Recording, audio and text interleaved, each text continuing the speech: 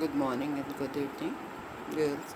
یہ درخواست ہے درخواست برائے جرمانہ معافی. یہ کسی غیر حاضری یا کوئی آپ سے نقصان اسکول کا ہوتا ہے تو تب آپ کے اوپر جرمانہ کر دیا جاتا ہے، فائن لیا جاتا ہے یا لیٹ آنے پر.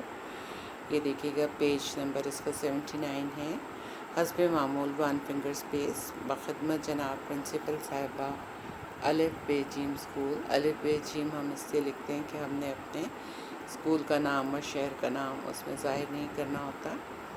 دوسری لائن بھی ہم نے 1 فنگر اسپیس سے اسٹارٹ کرنی ہے. جناب عالیہ. تیسری لائن ہم نے 2 فنگر اسپیس مؤدبانہ گزارش ہے. اس کا مطلب ہے نہایت ادب سے گزارش ہے، درخواست ہے کہ میں آپ کے زیر سایہ جماعت ششم بی کی طالبہ ہوں. میں ایک غریب گھرانے سے تعلق رکھتی ہوں. گزشتہ دنوں میری والدہ صاحبہ بیمار تھیں اور والد صاحب دفتری کام سے دوسرے شہر گئے ہوئے تھے، لہٰذا والدہ کی دیکھ بھال کے لیے میرا گھر پر رہنا ضروری تھا. لیکن گھر پر کوئی فرد ایسا نہ تھا جو میری رخصت کی اطلاع یا درخواست اسکول تک پہنچاتا. اس لیے بغیر اطلاع اسکول سے غیر حاضر رہنے کی بنا پر مجھ پر جرمانہ عائد کر دیا گیا ہے.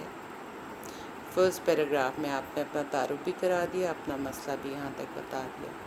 اب سیکنڈ پیراگراف ہے، اس میں ہم نے درخواست کرنی ہے، بتانا ہے کہ میں یہ نہیں پے کر سکتی، نہیں ادا کر سکتی. براہ مہربانی مجھ پر عائد کردہ جرمانہ معاف کر دیں کیونکہ میں یہ ادا نہیں کر سکتی. آئندہ میں اسکول سے بغیر اطلاع غیر حاضر نہیں ہوں گی. آپ کی عین نوازش ہوگی. میں نے یہ 28/جون 2020 اسی تاریخ کو لکھا ہے، لہٰذا آج کی تاریخ ہے. آپ نے جس تاریخ پہ بھی لکھنا ہے آپ نے وہ تاریخ لکھنی ہوگی. اسی لائن میں لیفٹ سائڈ پر درخواست گزار جیم دال ہے متعلمہ جماعت ششم بی. اب آپ یہ دیکھیے گا کہ یہ سیکس کلاس کے دوسرے سیکشن کے جو بچے لکھیں گے وہ اپنا سیکشن لکھیں گے. ٹھیک ہے گرلس. اگر اس کے باوجود بھی اس کو سمجھنے میں کوئی دشواری ہو تو آپ مجھ سے ویسے ضرور پوچھ سکتے ہیں. Thank you.